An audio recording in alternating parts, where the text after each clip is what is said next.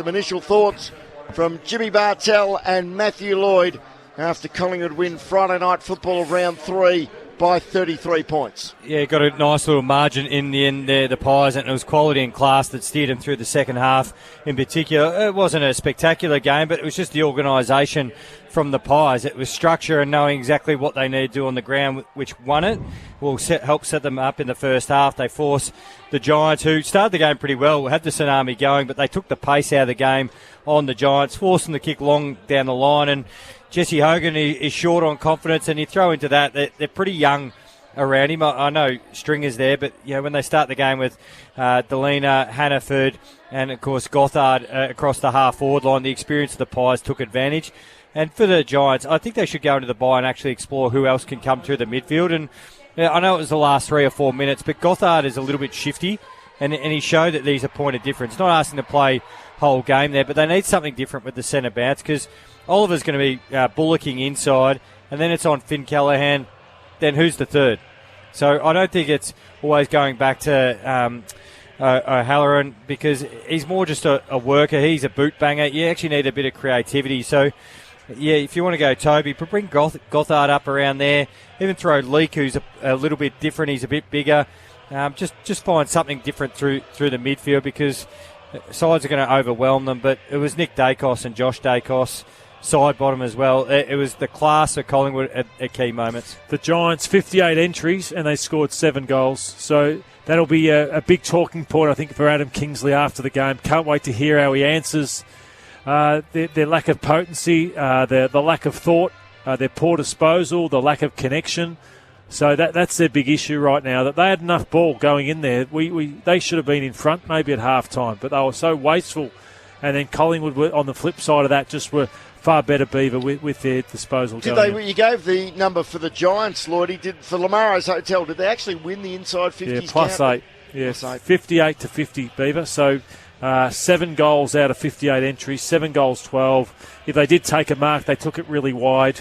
They just bombed it on heads, and I just thought that the defence for Collingwood was amazing. I thought they were brilliant, but they were helped by such mind-numbingly poor decisions. Like, where was the change? We were expecting it to come at quarter time. Nothing changed all night long. Why not put Toby Green out of the square? Like, try something different. It was just the same. And a lot of, they generate a lot of their ball by, the handball off the half-back line. Whitfield's had 19 handballs, Oliver 26, Callaghan 21. Even Ash, who's not a big handballer, he's had 10 by his standards. Toby Green 13, Gothard, who can make decisions, 14, but the inside 50. So I know Nick was out of this world. He had 12 inside forward 50s, but look at all those handballs for the Giants. Ball movers, 5, 4, 0, and 7. Is the Giants' forward line too big?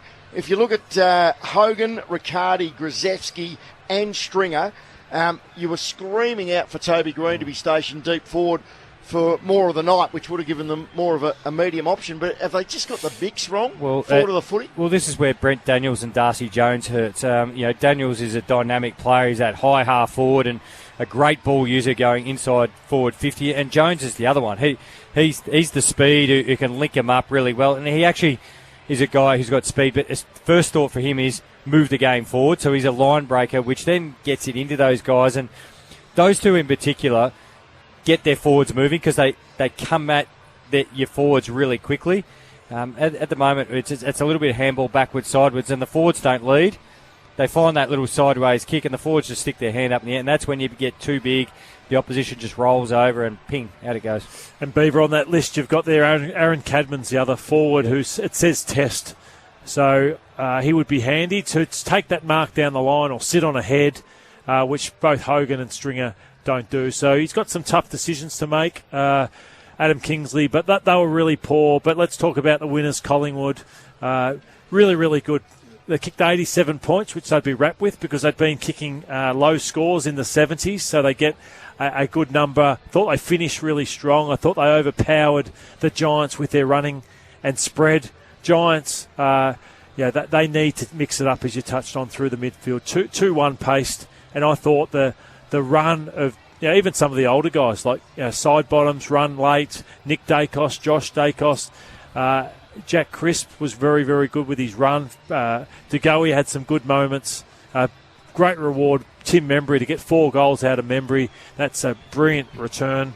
They're just too good, Collingwood, too good from the coach's box, and had the match winners at the Giants. I didn't like any Giants player tonight. I didn't like any of them. I didn't think any of them had much of an effect on the game, despite some of the big numbers. That Whitfield 39, Oliver 37, Callaghan 36. Callaghan was okay, but still didn't do the damage of the Magpie best players. Massive win. That was a hard one, hard fought, wasn't it? Yeah, for sure. I don't think we had to break the whole game, to be honest. It was so offensive. But, we put a good score on the board. I thought our defence was really good from the start and, managed to get the job done in the end. I wanted to ask about Oscar Steene. He could become a cult figure pretty quickly. I think he already has, to be honest. He had a lap of honour at the end there by himself, so it's already begun. But, Steene was he's been unbelievable. Like, the way he's grinded it out, got to the position he is today, and you saw what he's capable of. He was unreal today.